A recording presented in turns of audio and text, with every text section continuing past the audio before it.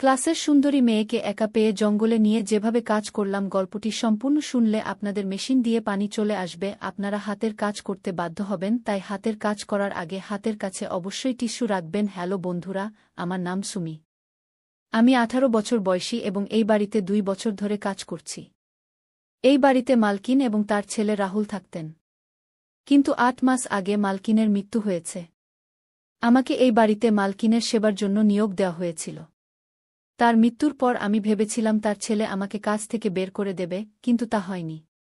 রাহুল আমাকে বলল, তুমি এখনও এখানে কাজ করতে পারো। এটা শুনে আমি খুব খুশি হয়েছিলাম, কারণ আমি গোপনে তাকে পছন্দ করি। যদিও রাহুলের মনে আমার জন্য কী অনুভূতি আছে তা আমি জানি না। আমি তাকে কয়েকবার চোখে চোখ রেখে তাকিয়ে থাকতে দেখেছি, কিন্তু তার মনে আমার জন্য কী অনুভূতি আছে তা জানি না। হ্যাঁ, আমি জানতে চাই। আমি সারাদিন তার বাড়িতেই থাকতাম। সেখানে থাকার জন্য আমার একটি ছোট ঘরও ছিল যেখানে আমি রাতে ঘুমাতাম। মালকিনের মৃত্যুর পর আমি রাহুলের কাছাকাছি থাকতে শুরু করি। আমি যুবতী হয়ে উঠেছিলাম, দেখতে খুব সুন্দর। আমার বাদামি চোখ, টানটান শরীর, প্রাকৃতিক গঠন, এসব দেখে যে কোনো ছেলের মন চঞ্চল হয়ে উঠতে পারে। আমার বাইরে কোথাও যাওয়া আসা ছিল না। আমার সামনে শুধু রাহুলই ছিল। সেও এখন 20 বছরের যুবক। আমি তাকে খুশি করার কোনো সুযোগই হাতছাড়া করতাম না। কিন্তু জানি না কেন সে আমার থেকে দূরত্ব বজায় রাখত। কথায় কথায় আমি কখনো তার হাত ধরে ফেললে সে আমার হাত ছাড়ে দিত এবং বলত, তুমি আমার থেকে দূরে থাকো। আমি ভালোবেসে তার মন জয় করতে চেয়েছিলাম, তাই তার জন্য নানা রকমের খাবারও বানাতাম। কিন্তু আমি বুঝতে পারতাম না আমার মধ্যে কোনো কমতি আছে নাকি তার মধ্যে কোনো কমতি আছে, যার কারণে সে আমাকে দূরে রাখে। সে চোরে চোরে আমাকে দেখে, কিন্তু যখন আমি কাছে যাওয়ার চেষ্টা করি সে আমাকে দূরে সরিয়ে দেয়। কিন্তু খুব শীঘ্রই আমি রাহুলের কাছে যাওয়ার সুযোগ পেয়ে গেলাম। সেই দিন সকাল থেকেই প্রবল বৃষ্টি হচ্ছিল। বৃষ্টির ফোঁটাগুলো আমার মনে আকাঙ্ক্ষা জাগিয়ে তুলছিল। রাহুল সেদিন কাজে বাইরেও যেতে পারেনি এবং সারাদিন বাড়িতেই ছিল। ঘুমানোর সময় হলে আমি বললাম, রাহুল, আজ আমার খুব ভয় লাগছে। আজকের আবহাওয়া যেন কিয়ামত নিয়ে এসেছে। যদি তুমি খারাপ না মনে করো, তাহলে আমি কি তোমার ঘরে ঘুমাতে পারি? এটা শুনে তার চোখ বড় হয়ে গেল এবং মনে মনে কি যেন ভাবতে লাগল। মনে হচ্ছিল সে চায় আমি তার ঘরে ঘুমাই, কিন্তু বলতে পারছে না। তার এই ভাব দেখে আমি বেশ চিন্তিত হয়ে গেলাম যে রাহুল কি আমাকে দূরে রাখে কারণ আমি গরিব ঘরের মেয়ে। আমার বাবা মা মজুরি করে জীবিকা নির্বাহ করেন। আমার মা আমাকে ছোটবেলা থেকেই কাজে লাগিয়ে দিয়েছিলেন কারণ আমাদের স্কুলে পাঠানোর মতো টাকা ছিল না। আমি কোনো উদ্দেশ্য ছাড়াই জীবন কাটাচ্ছিলাম। আমি সবসময় মালকিনের বাড়িতেই থাকতাম, কখনো কখনো বাড়ির লোকদের দেখতে যেতাম। কিন্তু আমি খুব একা ছিলাম। আমার কেউ চাইছিল যে আমাকে ভালোবাসবে। সম্ভবত আমার বয়সের কারণেই এমন ছিল যে আমার জীবনে একটি ছেলে চাইছিল, এবং আমার সবচেয়ে কাছের মানুষ ছিল রাহুল। পরিণতির কথা না ভেবেই আমি তাকে বলেছিলাম, আমি তোমার ঘরে ঘুমাতে চাই। আমার মনে ছিল যে আমি আমার পুরো রাত তার বাহুতে কাটিয়ে দেব, কিন্তু তা সম্ভব ছিল না। রাহুল অনেকক্ষণ ভেবেচিন্তে বলল, ঠিক আছে, এখানেই ঘুমাও। আমি ভিতরে এসে ভাবছিলাম, আমি কোথায় ঘুমাব? নিচে বিছানা পেতে ঘুমাব নাকি তার সাথে বিছানায়? আমি রাহুলের দিকে তাকালাম। সে আমাকে বলল, তুমি চাইলে বিছানায় ঘুমাতে পারো, শুধু আমার থেকে দূরে থাকবে। অথবা চাইলে নিচেও ঘুমাতে পারো। রাহুল আমাকে শালীনতা দেখাচ্ছিল, কিন্তু আমি তার কাছেই ঘুমাতে চেয়েছিলাম। তাই আমি বিছানায় ঘুমিয়ে গেলাম। বৃষ্টির কারণে বেশ ঠান্ডা লাগছিল, উপরে ফ্যানও চলছিল। রাহুল একটি চাদর জড়িয়ে পাশে ঘুমিয়ে গেল।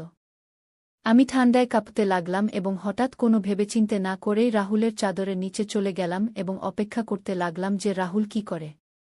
কিন্তু সে তার জায়গা থেকে নড়ছেও না। হঠাৎ আমি জড়িয়ে ধরে তার হাত ধরে ফেললাম এবং বললাম, রাহুল, আমার খুব ঠান্ডা লাগছে। এতটুকু বলে আমি তার উপরে চড়ে বসলাম। আমাকে এই অবস্থায় দেখে তার চোখ বড় হয়ে গেল, কিন্তু তার শ্বাস দ্রুত হতে লাগল। হবে না কেন? আমি একজন যুবতী এবং অত্যন্ত সুন্দরী মেয়ে, যারা তার এত কাছাকাছি। আমি বললাম, আমি আর থাকতে পারছি না রাহুল, আমি খুব একা। তুমি দয়া করে আজ রাতে আমার একাকিত্ব দূর করে দাও। আমি তার একদম কাছে চলে গেলাম এবং তার ঠোঁটে চুমু দিতে লাগলাম। এখন সেও বিহ্বল হয়ে পড়েছিল, কিন্তু তার মুখে আমি ভয় দেখতে পাচ্ছিলাম। আমি তার শার্টের বোতাম খুলতে লাগলাম, কিন্তু সে আমাকে থামিয়ে দিল এবং বলল, সুমি, দয়া করে এমন করো না। আমি লালচে চোখে তার দিকে তাকিয়ে জিজ্ঞাসা করলাম, কেন? আমি রাহুলকে তার মতো ভালোবাসার দৃষ্টিতে দেখতে শুরু করেছিলাম এবং ধীরে ধীরে তার বোতাম খুলতে শুরু করেছিলাম। কিন্তু যখনই আমি তার সব কাপড় খুলে তাকে দেখলাম, আমার চিৎকার বেরিয়ে গেল। আমি ভয় পেয়ে কাঁপতে কাঁপতে উঠে পড়লাম। আমার কোনো ধারণাই ছিল না যে আমি এমন দৃশ্য দেখব। আমার মুখ একদম লাল হয়ে গেছিল। আমি এক মুহূর্ত সেখানে থাকতে চাইনি। আমার হৃদয় এত দ্রুত স্পন্দিত হচ্ছিল যে মনে হচ্ছিল এটি বেরিয়ে আসবে। আমার শ্বাস দ্রুত হয়ে গিয়েছিল এবং তারপর আমি দৌড়ে তার ঘর থেকে বেরিয়ে গেলাম। মেইন গেট খুলে আমি বাইরে বেরিয়ে গেলাম এবং বৃষ্টিতে ভিজতে ভিজতে দৌড়াতে শুরু করলাম। আমি পাগলের মতো দৌড়াচ্ছিলাম এবং সেই দৃশ্য আমার চোখের সামনে ঘুরছিল যা এইমাত্র আমার সাথে ঘটেছে। বৃষ্টির জলের সাথে আমার চোখেও জল চলে এসেছিল। আমি রাহুলকে খুব পছন্দ করতে শুরু করেছিলাম। দৌড়ে দৌড়ে আমি আমার বাড়িতে পৌঁছে গেলাম। যখন আমার মা দরজা খুললেন, তখন আমাকে সামনে দাঁড়িয়ে থাকতে দেখে তিনি একদম বিচলিত হয়ে পড়লেন। তখনই আমার বাবা এসে বললেন, "কি হয়েছে বেটা, এত রাতে এভাবে দৌড়ে কেন আসছ? সব ঠিক তো?" আমার বাবা আমার মাকে ডান্ডাতে শুরু করলেন যে, "তুমি কতবার বলেছি যে এই যুবকের সাথে বাড়িতে কাজ করিও না, কিছু উঁচুনিচু হয়ে যাবে। কিন্তু তুমি আমার একটি কথাও শোনোনি এবং আজ দেখো কিভাবে সে দৌড়ে বাড়ি এসেছে কি।" তখন আমি লক্ষ্য করলাম যে আমার শার্টের বোতামও ঠিকমতো লাগানো ছিল না। আমার চুলও একদম ছড়ানো ছিল। কেউ দেখলে এটাই ভাববে যে আমার সাথে কিছু খারাপ হয়েছে। আমার মা আমাকে ঘরের ভেতরে নিয়ে গেলেন এবং জোরে জোরে কাঁদতে শুরু করলেন। তিনি বললেন, "এটা কি হয়ে গেল?" আমি তাদের কিছু বলতেও পারছিলাম না। কিছু সময় পরে নিজেকে সামলে নিয়ে আমি বললাম, "আজ রাতে আমার সাথে যা ঘটেছে, যখন আমি 16 বছর বয়সী ছিলাম, তখন থেকেই আমার মা আমাকে এই বাড়িতে কাজে লাগিয়েছিলেন, কারণ বাড়ির মালকিন খুব অসুস্থ ছিলেন। তখন রাহুল প্রায় 18 বছর বয়সী ছিল। আমি ধীরে ধীরে যুবতী হয়ে উঠছিলাম। মালকিনের ছেলেকে দেখে আমার মন চঞ্চল হতো, কিন্তু সে কখনো আমার দিকে তাকাত না এবং সর্বদা তার কাজে মগ্ন থাকত। কাজ করতে করতে আমি জানতে পারলাম যে বাড়িতে একটি বেসমেন্ট আছে। রাহুল তার কাজ শেষ করে বাড়ি আসত এবং তারপর বেসমেন্টে চলে যেত। সে ঘণ্টার পর ঘণ্টা সেখানে বসে থাকত। বেসমেন্ট থেকে অদ্ভুত শব্দ আসত এবং কিছু ধোঁয়া লাগত। প্রথমে আমি ভাবতাম যে রাহুল নিচে বসে নেশা করে, কিন্তু যখন সে আমার কাছে আসত, তখন তাকে দেখে মনে হতো না যে সে কোনো নেশা করেছে। সে একদম স্বাভাবিক লাগত, কিন্তু খুবই বিচলিত মনে হতো।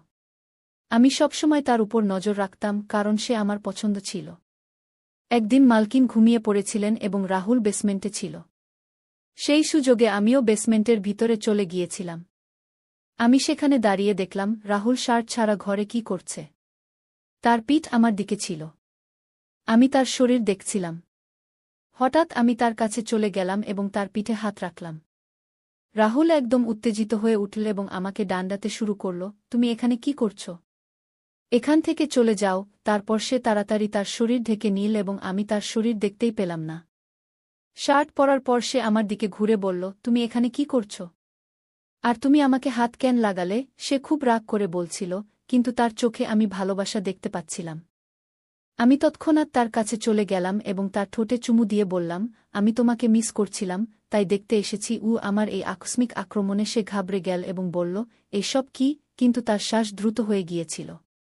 সে আমার হাত ধরে টেনে বাইরে নিয়ে গেল এবং বলল, "নীলম, আর কখনো বেসমেন্টের ভিতরে আসিও না।" এত বলেই সে বেসমেন্টের দরজা বন্ধ করে দিল।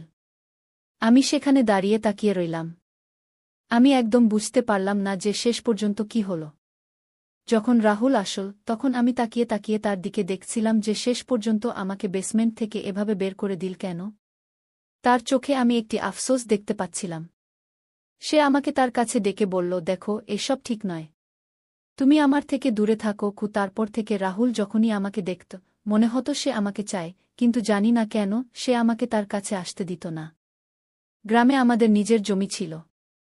জমি একদম কম ছিল। এই কারণেই বাবা গ্রাম ছেড়ে শহরে চলে এসেছিলেন। বাবা মজুরি করতে শুরু করেছিলেন এবং আমার মা মানুষের বাড়িতে কাজ করতেন। আর্থিক অবস্থা উন্নত করার জন্য আমার মা আমাকে কাজে লাগিয়েছিলেন। এখানে আমাকে থাকা খাওয়া ছাড়া ৫০০ টাকা দেওয়া হতো। সম্ভবত আমরা গরিব, এই কারণেই রাহুল আমাকে নিজের থেকে দূরে রাখে। কিন্তু বলে না কি, যখনই আমাদের কোনো কাজ করতে মানা করা হয়, তখন আমাদের সেই কাজ করার ইচ্ছা হয়। যখনই সুযোগ পেতাম আমি বেসমেন্টে গিয়ে উকি দিতাম। রাহুল যদি দেখে ফেলত, আমাকে খুব ডাকাত। একদিন সাহস করে জিজ্ঞেস করলাম, তুমি সেখানে কি করো? সে আমার প্রশ্নের কোনো উত্তর দিল না। এখন সে বেসমেন্টের দরজাও বন্ধ করে দিত। কিন্তু আজ আমি যা দেখলাম তা আমার হৃদয় বিদারক ছিল। আমি রাহুলের খুব কাছাকাছি ছিলাম এবং তার শার্ট খুলতেই যা দেখলাম তা দেখে আমি ভয়ে কেঁপে উঠলাম। এটাই কি কারণ ছিল যে সে বেসমেন্টে সময় কাটাত এবং শুধু ঘুমানোর জন্য উপরে আসত? শেষ পর্যন্ত এই সব দৃশ্য কি? আমার মা-বাবা কাঁদছিলেন। নিজেকে সামলে নিয়ে আমি বললাম, মা, রাহুল কিছুই ভুল করেনি। আমি তোমাদের মিস করছিলাম। সারাদিন এমন ভয়ঙ্কর বৃষ্টি হচ্ছিল যে আমি একটা খারাপ স্বপ্ন দেখলাম এবং স্বপ্ন ভেঙে যেতেই আমি দৌড়ে তোমাদের কাছে চলে এলাম।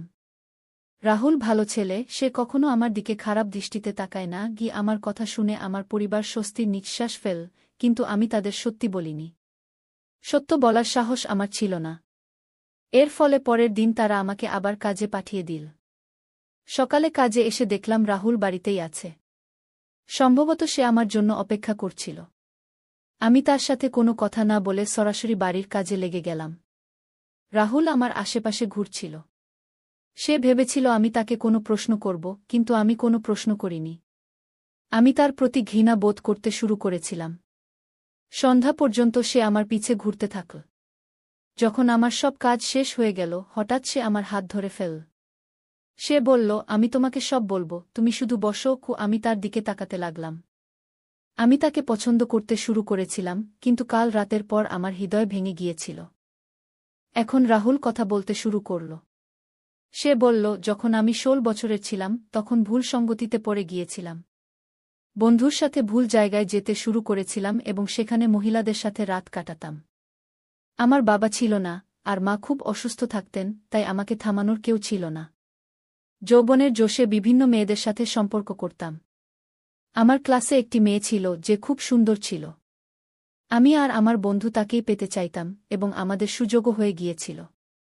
আমরা তাকে জোর করে ধরে নিয়ে গিয়েছিলাম এবং একটি ঝুপড়িতে নিয়ে এসেছিলাম। আমরা সবাই মিলে পালা করে তার সাথে ভুল কাজ করেছিলাম। সে খুব কেঁদেছিল, কাকুতিমিনতি করেছিল যে তাকে ছাড়ে দিই, কিন্তু আমরা দয়া করিনি। আমরা তার কিছু অশ্লীল ভিডিও বানিয়েছিলাম এবং বলেছিলাম যে যদি কাউকে বলে তাহলে এই ভিডিও সবাইকে দেখিয়ে দেব। কাঁদতে কাঁদতে সেই মেয়ে আমাকে অভিশাপ দিয়েছিল যে ঈশ্বর তোমাকে এমন শাস্তি দেবেন যা তুমি ভাবতেও পারবে না। আমরা তার কথা হেসে উড়িয়ে দিয়েছিলাম, কিন্তু যখন বাড়ি ফিরলাম আমার পেটের চামড়ায় খুব জ্বালা শুরু হল। আমি ভেজা কাপড় দিয়ে পেট ঢেকে রেখেছিলাম। জানি না চামড়া এত জ্বলছিল কেন। আমি সেই জ্বালায় ছটফট করছিলাম এবং কয়েক ঘন্টার মধ্যে আমার পেটে বড় বড় দানা বেরিয়ে এল। আমি ডাক্তারের কাছে গিয়েছিলাম, কিন্তু দানা খুব বড় হয়ে গিয়েছিল। ডাক্তার ওষুধ দিয়েছিলেন, কিন্তু তা কাজ করছিল না। দানা ফুলতে থাকল এবং আমার পেট এত নোংরা হয়ে গেল যে এখন আমি কোনো মেয়ের কাছেও যাওয়ার যোগ্য ছিলাম না।